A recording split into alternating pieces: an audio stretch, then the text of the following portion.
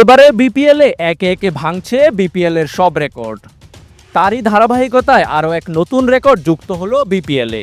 আর তা হলো বিপিএলের কোনো এক নির্দিষ্ট আসরে সবচেয়ে বেশি সেঞ্চুরির রেকর্ড। এই আসরে এখন পর্যন্ত এসেছে 7টি সেঞ্চুরি, পূর্বের কোনো আসরেই যা দেখা যায়নি।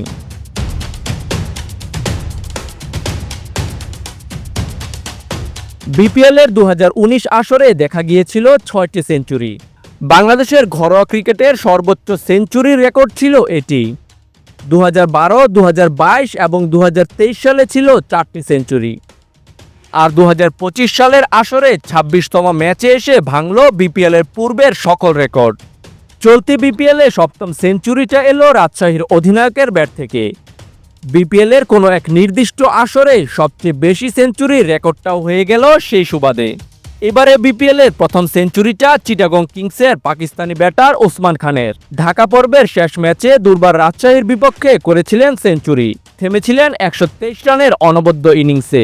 পরের ম্যাচে খুলনা টাইগার্সের বিপক্ষে ঢাকা ক্যাপিটালসের অধিনায়ক থিসারা পেরেরা ইনিংসের শেষ বলে পেয়েছিলেন 3 অঙ্কের ম্যাজিক ফিগারের দেখা।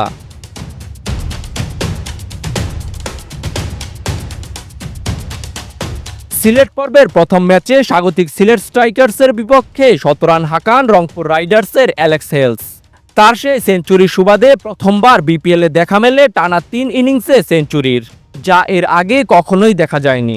সিলেট পর্বে বিপিএল পেয়ে যায় পরের 2 সেঞ্চুরি। সেই সেঞ্চুরি দুটি এসেছে লিটন দাস এবং তানজিদ হাসান তামিমের ব্যাট থেকে।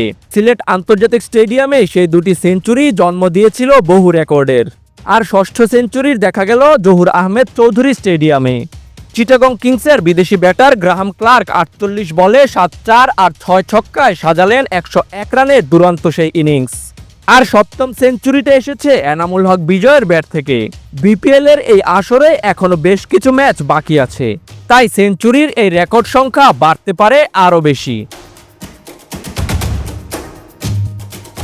তাজিম আশরাফ, বিডি আর্কাইভ।